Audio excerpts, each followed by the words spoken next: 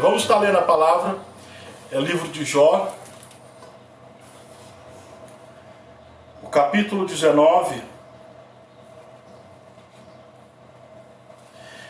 Jó, capítulo 19, versículo 25. Porque eu sei que o meu Redentor vive, e que por fim se levantará sobre a terra. E depois de consumida a minha pele, ainda em minha carne, verei a Deus. Vê-lo-ei por mim mesmo, e os meus olhos, e não outros, o verão. E por isso, o meu coração se consome dentro de mim. Na verdade, que devieis dizer, porque o perseguimos, pois a raiz da acusação se acha em mim. Temei-vos mesmo a espada, porque o furor traz os castigos da espada, para saberdes que há um juízo. Glória a Deus. Queridos, nós sabemos que Jó, ele foi um exemplo de homem de Deus, um exemplo de fé. Todos nós conhecemos um pouco sobre a história deste homem de Deus que foi Jó. A Bíblia fala que ele era um homem muito rico, tinha uma família muito abençoada, e a Bíblia fala que de um dia para o outro ele veio a começar a perder tudo isto, inclusive os seus filhos. E a Bíblia fala no início do livro que Deus, ele está em uma reunião com os seus anjos e aparece ali o acusador, e Deus faz uma pergunta a ele: tem observado o meu servo Jó, como ele é íntegro, fiel a mim, um homem que se desvia do mal. Observa que Deus está testificando a respeito de um homem, dizendo que ele é fiel, dizendo que ele é temente a Deus e que ele se desvia do mal. A Bíblia fala que o inimigo das nossas almas começa a dizer: mas ele tem sido fiel porque o Senhor tem abençoado a ele. E Deus disse: olha, vai e toca em tudo que ele tem, e você vai ver que ele é fiel. A Bíblia fala que Jó, ele, embora venha a perder todos os seus bens, a Bíblia diz que ele não blasfemou contra Deus, ele não pecou contra Deus. Isto demonstra a integridade deste homem. Isto nos leva a entender que para nós continuarmos servindo a Deus, nós não precisamos de ver abundâncias de bens em nossas vidas. O mais importante em nossas vidas é nós entendermos que Deus, ele está conosco. A Bíblia diz que na sequência, no momento de desespero, a esposa de Jó, ela fala com ele para que ele viesse amaldiçoar a Deus. E às vezes a gente chega até a julgar esta mulher. Mas imagina você, na situação que aquela mulher estava. Ela estava vendo o esposo numa situação triste. A Bíblia fala que ele ficou doente, o hálito dele estava com mau cheiro, saía vermes do seu corpo, febre altíssima. Ele chegou a dar lepra. A lepra era uma doença muito perigosa naqueles dias, e chegava a dar feridas, né, na sua pele, e ele perde tudo. E no momento de desespero, ela olha para ele, e talvez ela chegue a pensar: Jó, não tem como, essa situação ela não vai mudar, não tem como, olha como você está. Nós perdemos os nossos filhos, nós perdemos até mesmo respeito no meio aqui dos nossos próprios empregados, porque Jó diz que chamava pelos seus empregados e eles fugiam dele, faziam de conta que não estavam ouvindo. Então imagina a situação que Jó se encontrava, e a mulher de Jó, no momento de desespero, ela olha para aquela situação e fala com ele: Jó, amaldiçoa Deus e morre. Ou seja, não tem mais esperança. Mas a Bíblia fala que Jó diz: olha, mulher, como uma louca falas tu. Da mesma forma que eu fui fiel a Deus, no muito eu serei no pouco. Claro que eu estou aqui parafraseando as palavras de Jó. Jó, ele permaneceu fiel a Deus. Você vai ver que nos últimos capítulos, Deus ele restitui tudo na vida de Jó. Mas a Bíblia não fala que Deus deu outra esposa para Jó. Ela, no momento de desespero, ela falou aquelas palavras. Mas ela permaneceu no lado dele.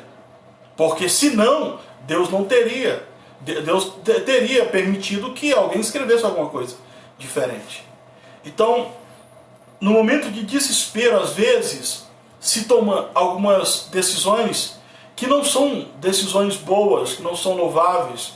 No momento de desespero, às vezes se fala palavras que depois a gente se arrepende. Mas nós devemos entender que nós servimos um Deus que ele é misericordioso.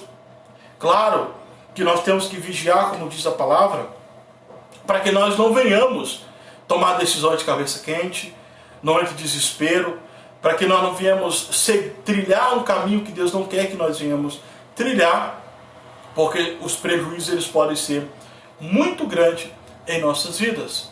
Eu tive conversando outro dia com uma pessoa e ela falando que queria retornar à casa do Senhor, reconciliar, e ela, a família, se desviaram da presença do Senhor por conta de algumas observações que ela tomou, e ela viu que não era agradável, né, aos seus olhos, e que ela viu que estava errado, e ela disse que tomou a decisão de sair, de distanciar do caminho do Senhor. E ela chorando, dizendo: hoje a minha família está sendo prejudicada por conta daquela decisão. Hoje eu tenho filhos que estão no vício. E eu queria, conversando comigo: pastor, meu desejo é retornar à igreja. E eu falei: filha, Deus é um Deus de misericórdia. Deus é um Deus que restitui. Embora você tenha tomado essa decisão, mas Deus tem o poder de restituir na sua vida. Ele pode mudar essa história. E ali começou a chorar e ela tomou aquela decisão de: eu vou retornar à casa do Senhor. E eu glorifico a Deus por essas decisões, as pessoas retornar ao caminho correto. Então nós temos que tomar cuidado quando se tomar decisões, porque nem sempre as decisões que nós tomamos é aquilo que Deus quer que nós venhamos fazer. Às vezes Deus ele fala para a gente fazer algo que parece que não faz tanto sentido para nós, mas devemos entender que Deus ele tem um conhecimento mais amplo, ele tem uma visão mais ampla do que a nossa. Ele sabe o melhor para todos nós. Ele sabe o que é melhor para a nossa família. E às vezes Deus ele quer nos usar para alcançar outras vidas. Eu não sei, mas às vezes você possa estar passando por um momento de dificuldade. Às vezes Deus permite você passar por uma situação, por uma provação. Às vezes Deus permite você passar por alguma coisa para te revelar algo, para te dar algo maior que você não imagina, algo maior que você talvez não espera. Porque quando nós tomamos a decisão de servir a Deus, nós se colocamos na condição de servo. E Paulo, quando ele vai falar sobre a relação do servo, ele vai tão longe a respeito do servo, que ele compara o servo a um escravo.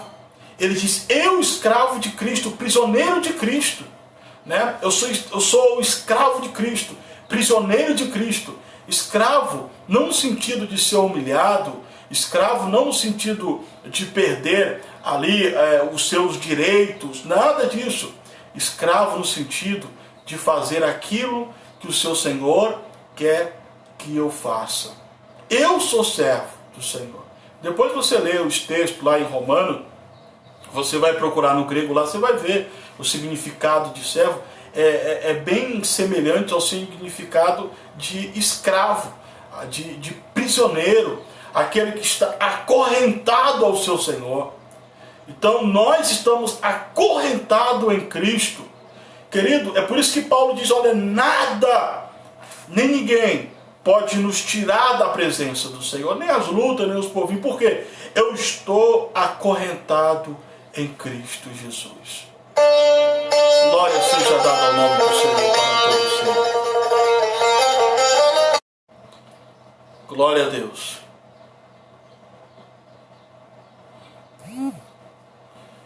Perdão, irmãos, tem uma ligação aqui, mas já resolveu aqui.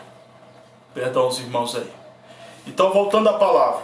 A mulher de Jó, ela tomou essa decisão, né? Ela tomou essa decisão. Ela fez isto, mas com certeza ela se arrependeu. E aqui no capítulo 19, a Bíblia diz que Jó fala o seguinte: porque eu sei que meu Redentor vive. Ele passou por tantas dificuldades. Observa bem, a Bíblia fala que os amigos de Jó foram até ele e viram a situação que ele estava. Eles ficaram 7 dias calados, sem falar nada. A cultura judaica diz que quando alguma pessoa chegava a vir a óbito, eles ficavam de luto por 7 dias, evitavam o máximo possível de falar, de ficar calado. Então, baseado na cultura, em outras palavras, esses amigos de Jó estavam dizendo o seguinte: olha, Jó, não tem mais jeito para você. Eles já estavam chorando a morte de Jó antecipadamente. Querido, às vezes você tem passado por uma situação tão complicada, talvez você tenha passado por uma luta tão grande na sua vida, talvez você tenha passado por algo tão difícil, e talvez alguém que esteja vendo esta dificuldade que você tem passado, já tem chorado antecipadamente dizendo, não tem jeito para ele, não tem jeito para ela.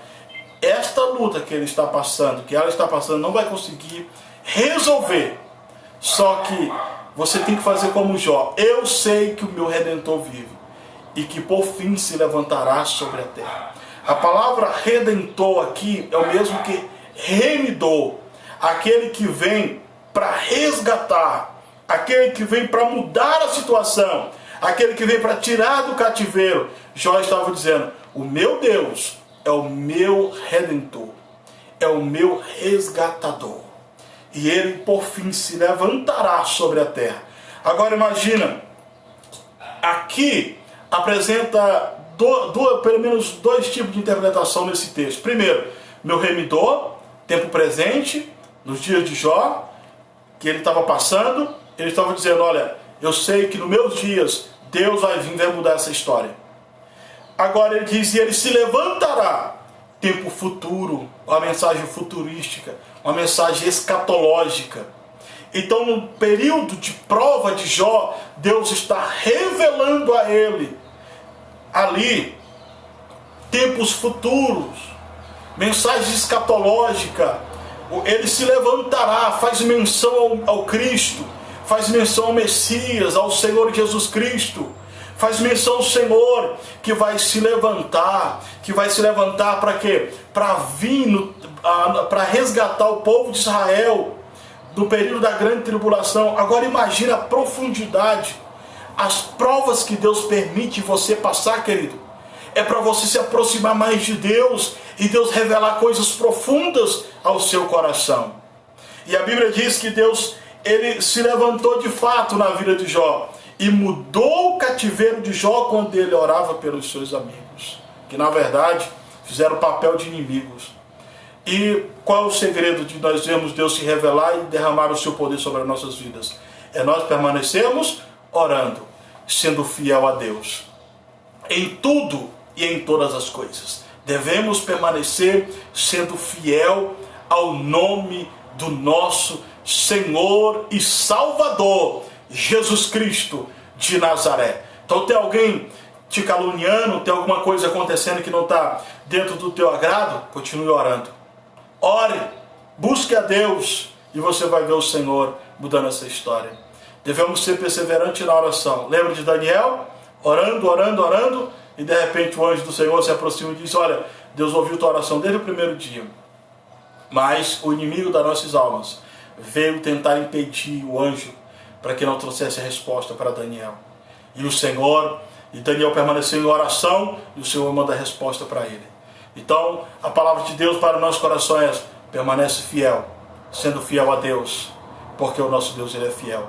E Ele há de mudar essa história na tua vida, Ele há de mudar essa história na tua casa. Você sabe o quanto você tem orado, você sabe o quanto você tem colocado diante de Deus.